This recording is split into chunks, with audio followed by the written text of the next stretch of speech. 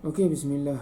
I think we are live, and this is our topic for today. Wait, is this live? I hope it's this live. All right. So, for anyone is watching, this is our topic for today. For the Muslim, for a Muslim's perspective, expectations and the level of happiness.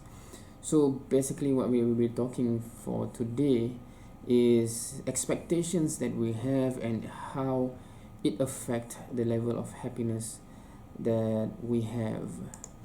And yeah, in case anyone is watching, Assalamualaikum warahmatullahi wabarakatuh and good greetings.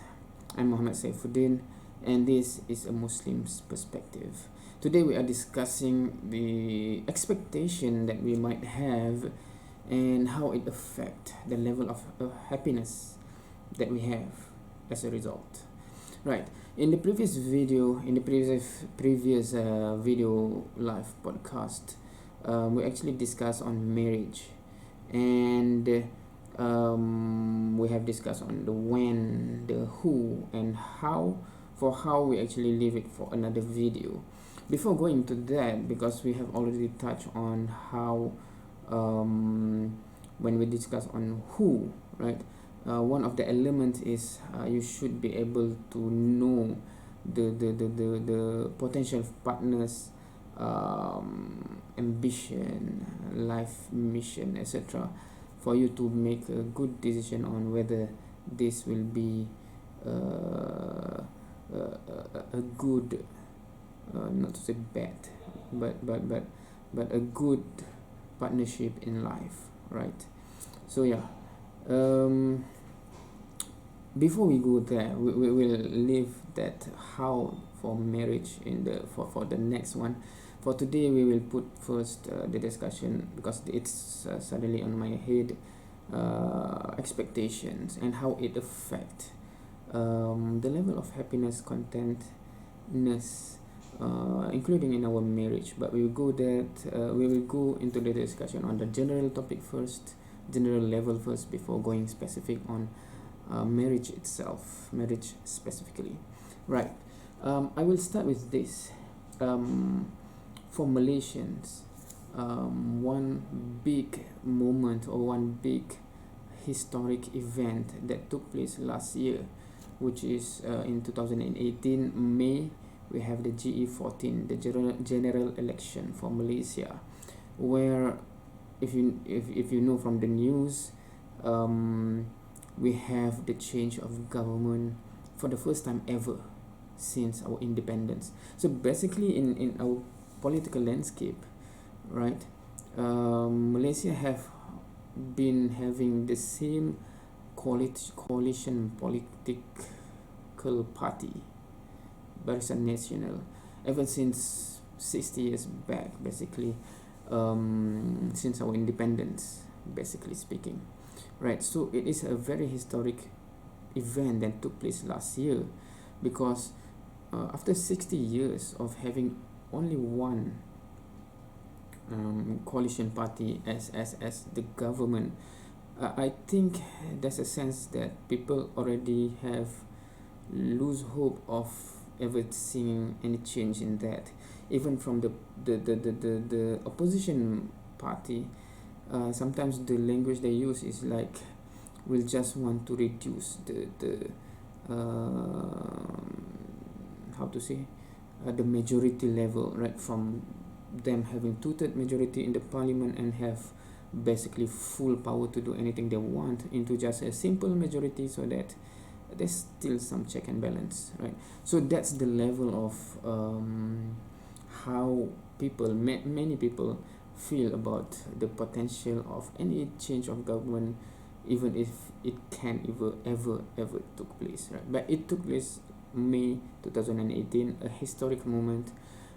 Be it if you jump in joy over that announcement, or in despair, or in disbelief. And some of those response actually goes back to the expectation that one have. And this is where I want to start off with this discussion about how I have actually observed the impact of expectation on someone's response to the same event that took place, right? It is quite interesting. All right, so basically in the landscape, to cut it short, right, for those who are from Malaysia, you know this already, but just to give a picture, a context for those from outside, if any, to appreciate what I'm going to say. So basically, leading to the GE14, right? Basically, there becomes three camp. One is Barisan Nasional, the incumbent, as you say, the political party that have been ruling throughout the years, right? They have been the giant that cannot be brought down, basically, despite any issues that took place. Because I think at the height of Reformasi era, when Anwar Ibrahim, so to cut it short, basically there's some movement from the opposition that seems to gain momentum, right? From, if you look at the news, at the number of people on the street, etc. But even at that height, they cannot really bring down the end government. It's almost impossible, it seems, for the spectators, right? So of course, what happened in the last year, there's some other event that took place from Dr. Mahathir, etc., that actually changed the landscape. Basically, it's that's another topic in itself, if we want to discuss how it does it ever actually happen. But what I'm focusing here is more towards the supporter side, because each supporter, depending on who they support and the channel of information that they get and the level of trust they put on the channel of information, make themselves to have a certain expectation of what is going to happen, meaning the results of the general election, right? So let me put it this way. From the side, because I only have access to see what happened leading towards general election from the side of those who, you can say, more on the PH side, the Pakatan Harapan side.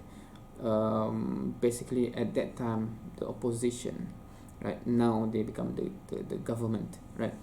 I still remember precisely what happened at the night before the general election, meaning the night before the day, right? Tomorrow is the election day, where people will go to the ballot box to make their decision, and we will have to just accept what the people have chosen, right? At that night, I still remember those who actually have been working for PH, basically, right, for that specific election. They even say that because the team have been working very much with data, right? Meaning that they collect data, they go on the street to see what is the sentiment, etc., and from the data, when they plot that, the conclusion is it is very much possible for PH to take the next government, the next meaning to win the general election and become the government. Data wise, it says like that from the research done by this PH team, basically.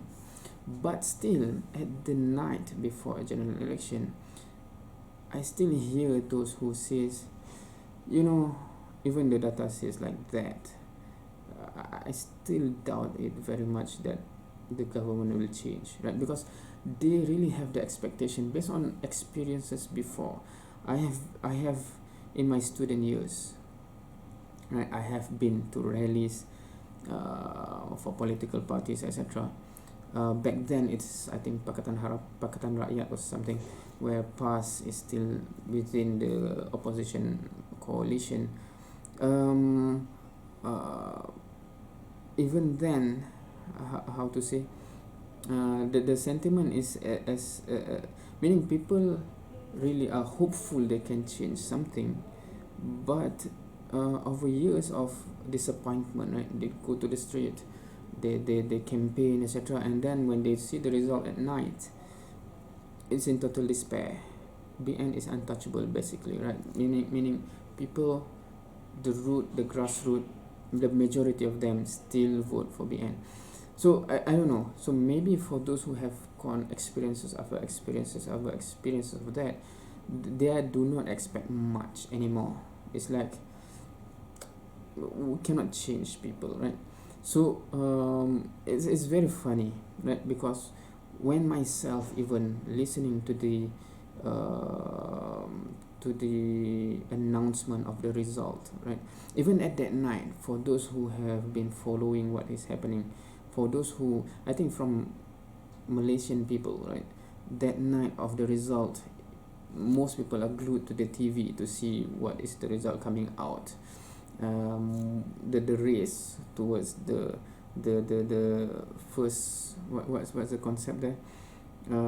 First past the post, right? Is it what it meaning for those, any party that goes beyond simple majority, they take the government. Basically, that's it. So it's a race of seat after seat after seat, and to see who goes above the threshold, right? Now, for those who have been following event like that, meaning in the Malaysian context, normally the result that come in first is normally from Sabah and Sarawak, and normally they are in a BN's favor, right? And normally when the result from Peninsular Malaysia comes in, the government is already on a head start, ahead of the opposition, basically. Even my language here, when you say government and opposition, how is it government and opposition? Because during the campaign time, right, meaning leading towards the general election, the government actually have to step down. Now it's an caretaker government before the result, and then a new government or the same government will continue on, right? So basically it's a competition between two parties. It's not like government going against opposition, but our language have become such a way that because we have subconsciously perhaps think that BN is government, the other one is the opposition. Even though in the election it's not government against opposition, it's this party against this party to see who becomes the government, right? That's the concept of election. But it already entrenched in our language that we expect BN as a government, and they are the government, right? So that's why the language, even for many Malaysian, I think, is they all, without realizing it, we already synonymize, make it synonym that BN is government, the other one is opposition, right? But anyway, so that's have been the trend. But at that night, right, in May 2018, the result have been so slow to come out that even I still remember, because normally they are not pundits, they are commentators, they are what experts that comment on the results coming out, right?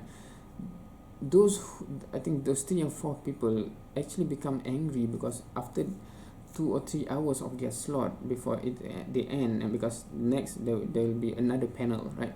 They cannot comment much because the result have been not released, right?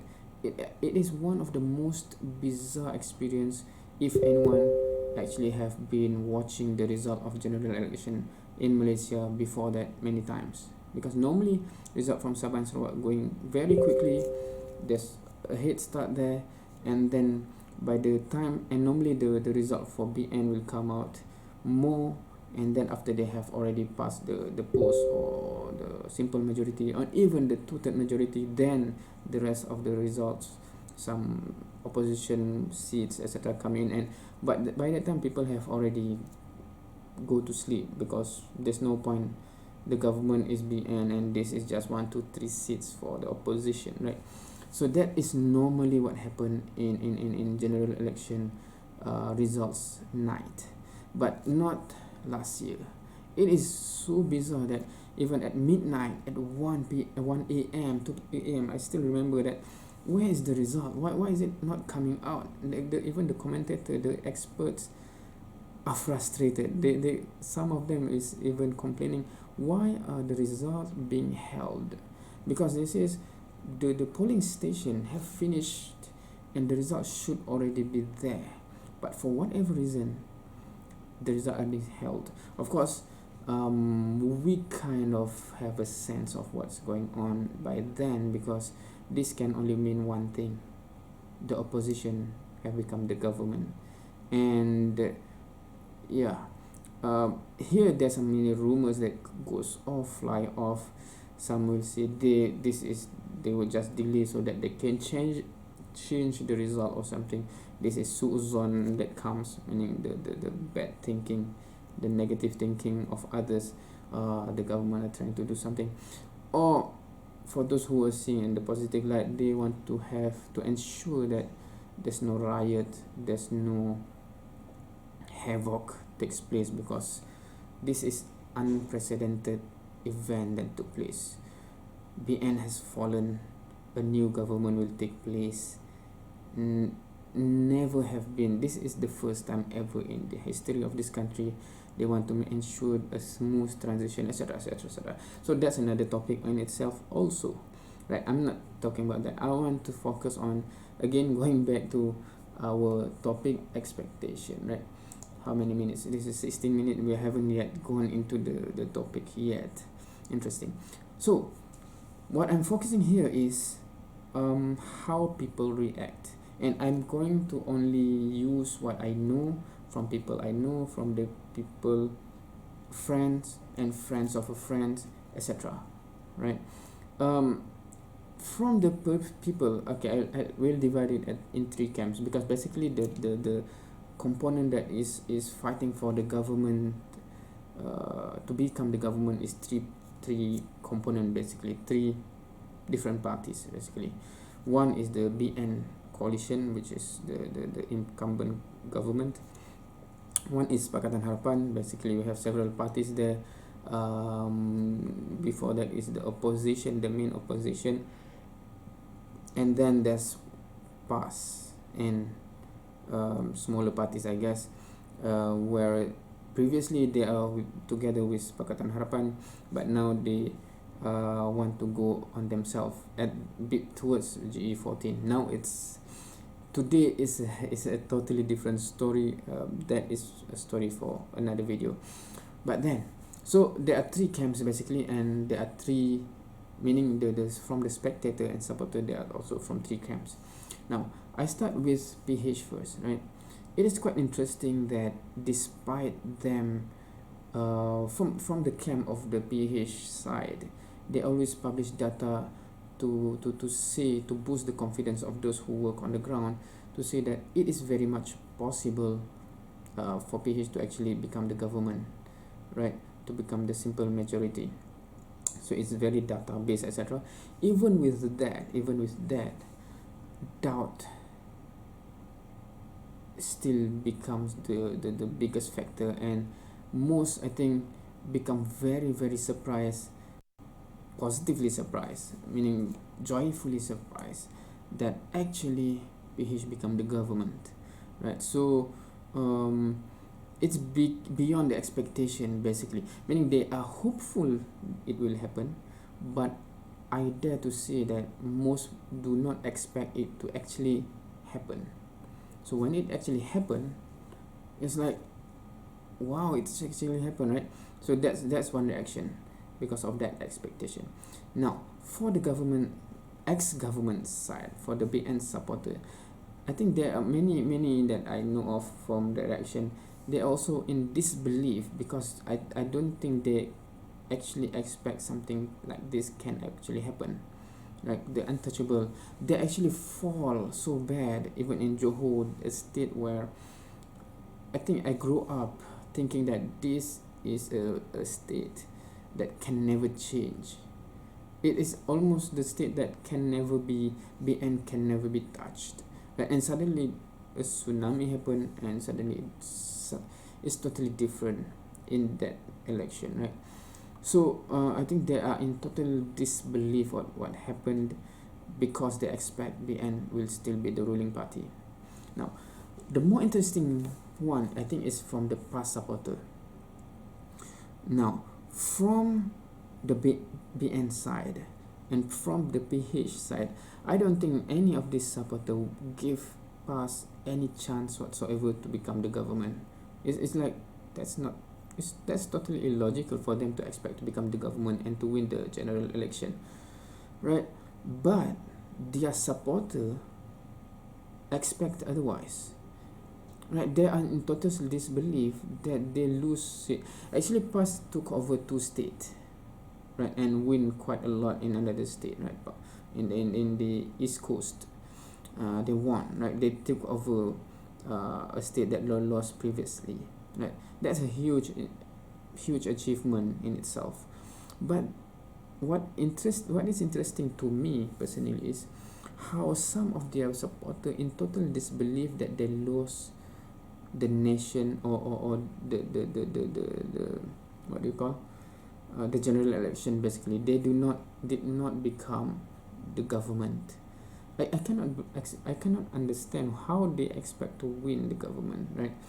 But recalling back, just 2 days I think before the general election, many of them, the supporters of PAS, still circulating the findings of Pusat Penyelidikan PAS or research center of this party that says it is very high chance that PAS will win the majority seats in the nation and becomes the government, right? So and the supporter actually really believe in that, which leads to the expectation that they will get it and lead to the total devastating state that they were when the result come out, right? Many of them totally devastated. They cannot accept reality. I'm not talking all, but I know of those who really in that state. They cannot really accept what happened. From my perspective, what do you expect? Because they are not coalition. They are not in a coalition with other big parties, which enables them basically to fight, to have a fighting chance. That's my perspective. But from them, they totally believe their leaders that says they have a great chance to do it. And then with that expectation, it totally collapsed, right? And they cannot accept reality. Those specific people, basically, right? So this is how I think the same event with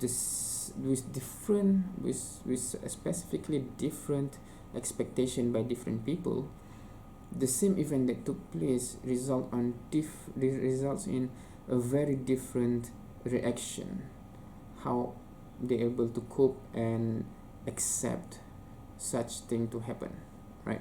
So I'm starting with that because that is something that I have directly observed what happened, and I pinpoint the reaction, some of that which is surprising to me at first, but when I go back to what did they expect, I can understand why they are so disappointed in that way, right? So and this is, I think, how expectation affect you. It goes across the board in whatever field, whatever area that one is in, right? For example, I'm a sports fan, I'm a football fan, right? And I'm not saying American football, I'm saying the football to the rest of the world, right? And if you just imagine any player that comes to the club that you support, right? It can be the same player, but if before he arrives, such a high expectation is being put in place. For example, this is the next Lionel Messi is coming to our club. So maybe the supporter become to have a certain very high level of expectation, and when he play, people will get disappointed because he is not Lionel Messi. He not even going to match Lionel Messi, for example. But the same player can come to any club without people knowing him, without having any expectation, and people can be surprised that he's actually quite decent, this is quite a good buy, right? So I think that goes across the board, right? Even if I have a student or understudy or mentee that have certain reputation that precedes him, right? For example, he have a very positive reputation. For example, people keep saying he is so good, he is excellent, etc., etc., and then when he come, he just perform just above par, for example, right? I might become disappointed. I thought he is such a good excellent student because I heard so many things about him, right? But if the same exact student come and I don't have any expectation, I don't know, and then after 1 semester, 2 semester, he perform and say, okay, he's quite decent, he's quite good, we can train him further, right? So the level of happiness, contentness, how positive I am towards him, or whether I suddenly become judgmental on what is his problem. He's the same student, but in one case I expect him to be at this level, suddenly he's hit this level, and I say, what his problem, what's but if I don't have any expectation, right, expectation is zero, then suddenly this is quite good, right? So it's quite interesting how expectation affect our mood, affect our judgment, affect our how to say, the way we feel basically towards something, towards an event, towards a person, etc., right? Even food, let's say, if you go to a restaurant where you don't have any expectation and suddenly it tastes quite good, you say, this is quite good, let's come here next time, right? But if before going there some of your friends says, come on, this is the best of the best of food you will ever taste, and then you have such a high expectation, you can get disappointed.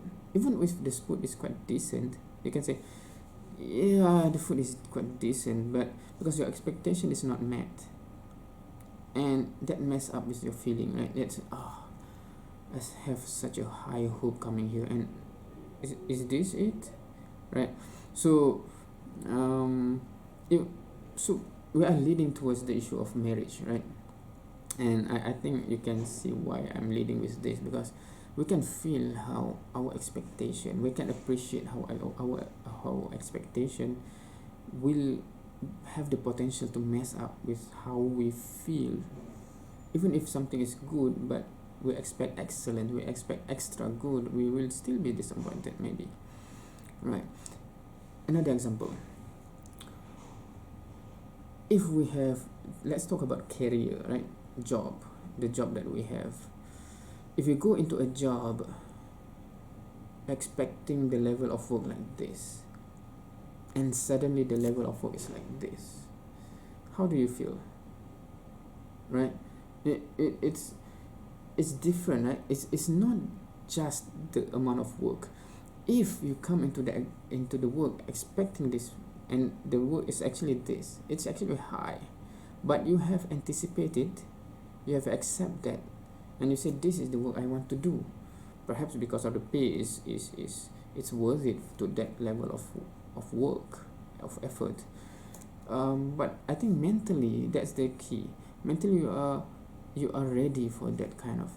But if you're only ready here, right, I did not sign up for this, meaning that extra work beyond your expectation becomes a burden to your mental and psychological and feeling, and that mess up things, right? I think those going into sport, for example, they play rugby, they train hard. For those who expect that this is the hard work that is needed for us to become the champion, for example, so they accept the hard work that is needed.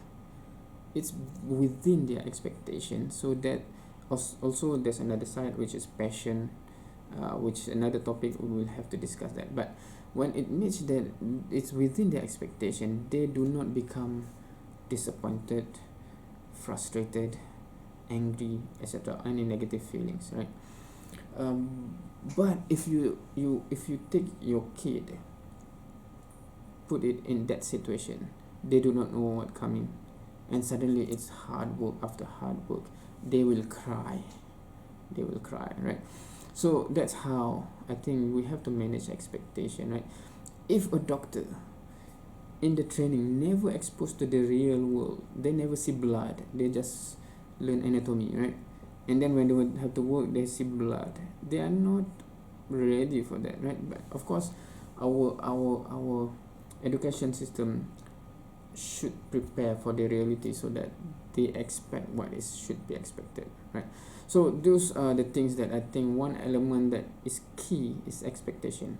Managing expectation can determine how the level of happiness, the level of frustration, the level of well, I'm putting happiness because it's a general feeling that I will say contradict those angry, disappointment, etc., etc., etc., right? All right. So basically this, we have established that expectation can lead towards certain feelings. And now going into marriage, what we have touched before in the previous podcast is that the wife is herself, right? If you okay, there are many expectations that can be there or not be there in someone's mind going into marriage. One, the expectation in terms of the partner, right? Second, the expectation in terms of the norm of the marriage itself, the norm, right? We will go in more detail after this. Third, expectation of this is might be subset of the second one. What is the role of the husband and wife in the marriage? And then what is the responsibility for each of those, right? So those are among the things that someone might have a expectation on, and if it doesn't match, this is especially when crisis can happen. If the potential husband expect one thing and then the potential wife expect one thing, but they never realize the expectation is far apart, and then they get into marriage, and then to them the other side is not fulfilling the expectation, and they get disappointed. The same goes both way. It can create such a tension that makes it hard for the marriage for the long run, really, in my opinion, right? So just to iterate on what we have mentioned in the last podcast anyway, so for I think it is important to manage the expectation, have a process where you match or you evaluate the expectation and the reality and potential reality, and if necessarily you have to determine whether you are willing to manage or alter any of the expectation because of the reality demands so, if you want to proceed with the process, or find another one, find someone else, because this one it can never work, or it will be very hard to work because our expectation doesn't match and both of us will not compromise, for example, right? So what we normally have is the process of ta'aruf, like basically the process that allow you to get to know each other. Now in this particular podcast, I think we will not have the time to go in detail on how I personally go through it and how I think it's best to do it in terms of the how to get through the process until you finally get married, right? But we'll just touch on I'm mentioning the process now because this is the process to enable us to understand the factors for the other side and then see whether that can match to my expectation. If it doesn't, am I willing to change my expectation?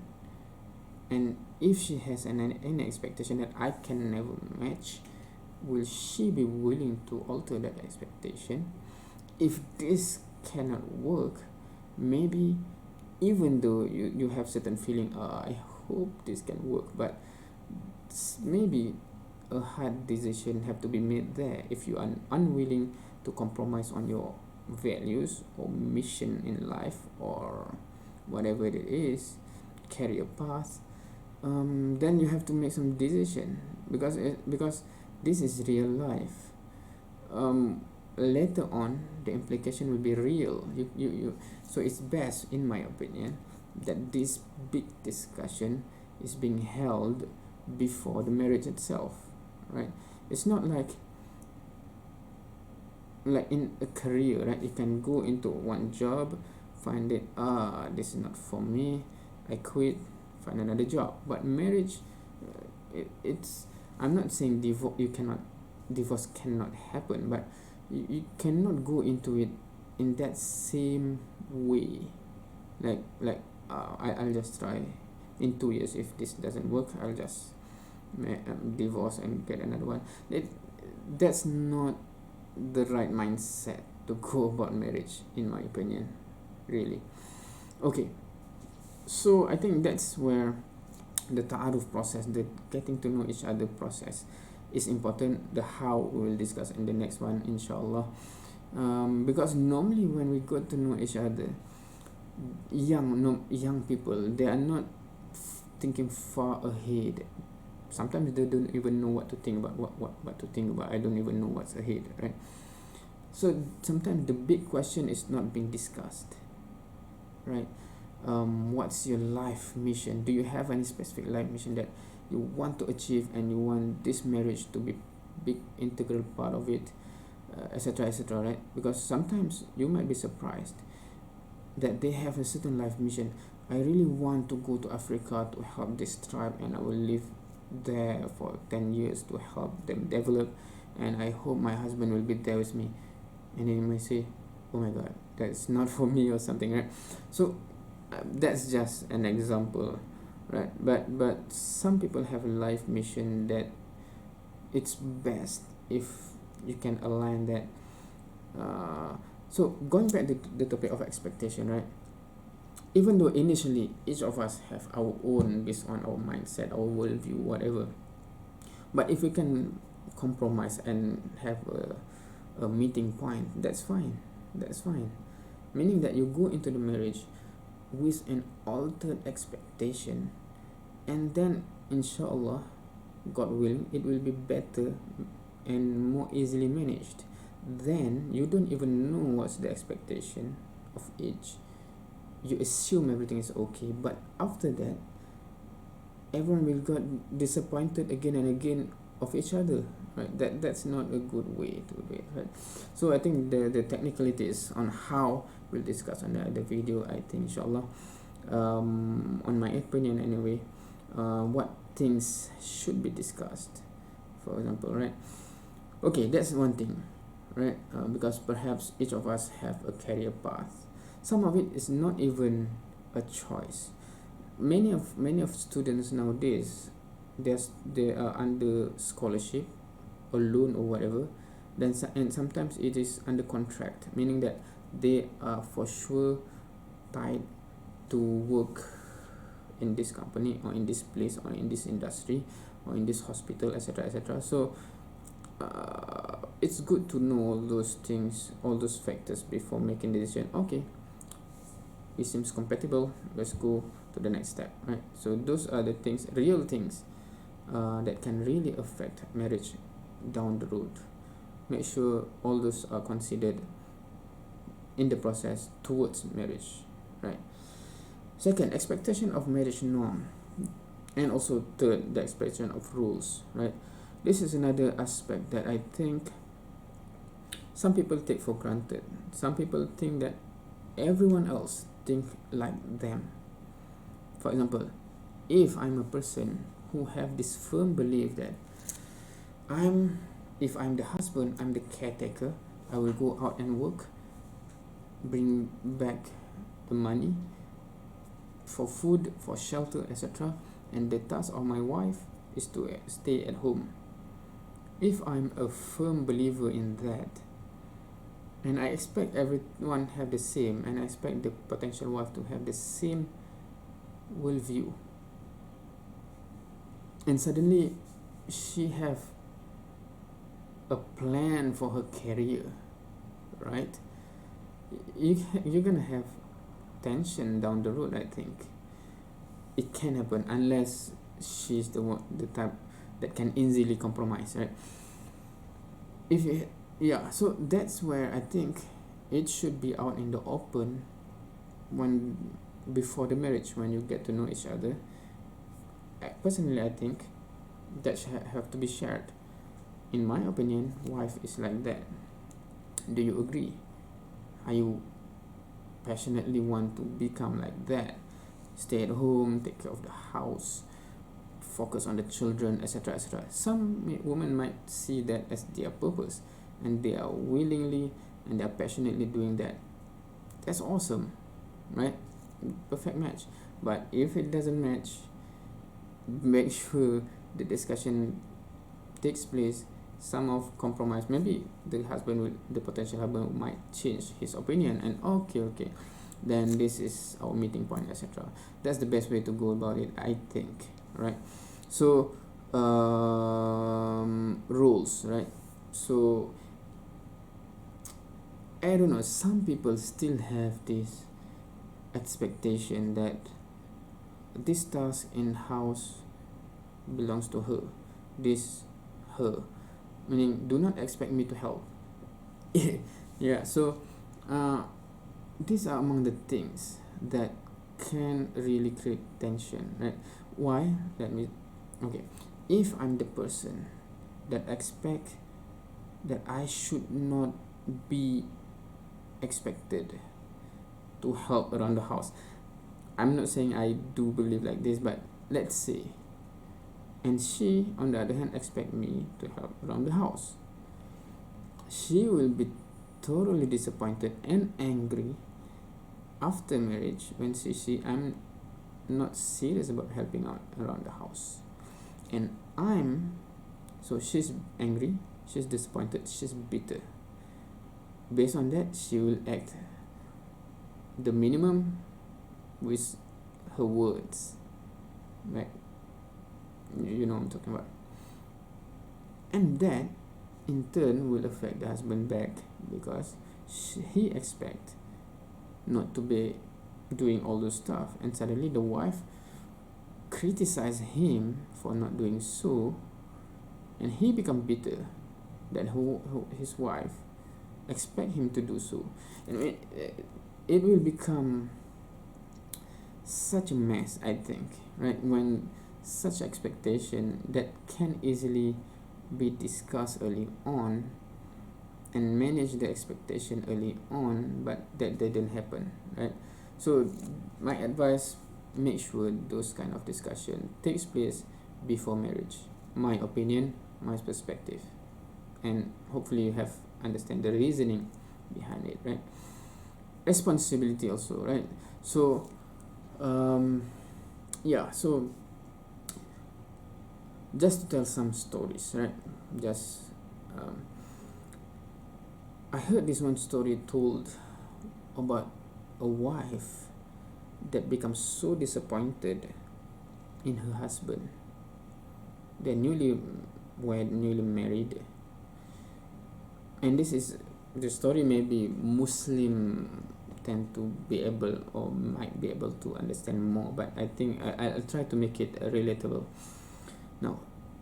And then after marriage, she becomes so disappointed at her husband. Why? Because she thought her husband was a pious guy, pious Muslim, Muslim with high level of iman, but then he did not wake up for tahajjud before fajr every day. He just wake up once or twice a week. What is this? Is this a muttaqin, for example, right? Now, if this example being brought to us guys, mostly practicing Muslim, we will say like, wow, that he is good enough, right? This because we are not talking about our five compulsory five compulsory prayer, salah. In Islam, there's five obligatory prayers.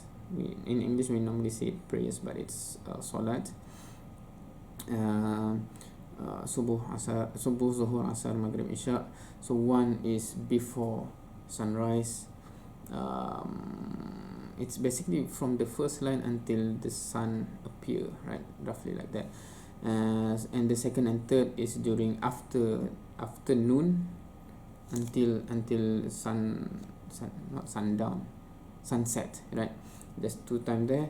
And then from sunset until the sun totally gone, and then at night, right? So that's five. And we're not talking about that five. That the complaint just now is not because the husband miss out on any of these five. No, she is talking about the additional prayer, the additional salat, which is not compulsory, but it does signify the level of iman, you can say. For those who are serious about their religion, their deen, their iman, they tend to have this ritual of tahajjud, right? So she might expect that her husband do tahajjud every night, and suddenly he just do one or twice a week, right? And she's already disappointed, when most of us actually already in awe that he actually do once or twice, because some of us do once once a month, I don't know. So yeah, that's how expectation can really affect your mood and feeling. And I think it's if you expect something so seriously, I think it should become one of the question, or one of the item to be discussed ahead of marriage. Do not assume that. I think this is another topic which may not be relatable to all, but anyone who is from a religious group, right, which have certain level of increased commitment towards their religion, let's say it that way, right? And sometimes they achieve certain level in their good deeds, and they expect everyone is the same, right? And leading towards marriage, the assumption is made because this guy or this girl is the same group as me. We are doing the same effort in our religion, so I expect him or her to have the same level of commitment. And suddenly after marriage, he or she find out that the partner is not up to that level. And yeah, that's quite interesting. When yeah, I mean, you know what will happen, right? I'm not saying that it will inevitably lead towards problem. It will definitely lead toward challenges that require the management of expectation. If that can happen, then inshallah it will be fine. But I think it is a risk to leave it there when it can actually be resolved ahead of time. That's my opinion and my suggestion, right? Now another one is expectation. How to say this? Okay, let me put it this way.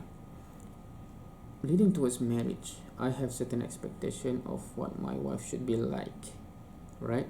This is the characteristic, this is the quality, and I pray for that. And alhamdulillah, I got it. Alhamdulillah. But the unintended consequences, one of it, interestingly, that I'd never thought about ahead of time, is that if you have a partner that is good in one aspect, for example, don't you think she expect you to also be good, or at least try to be good in that aspect also?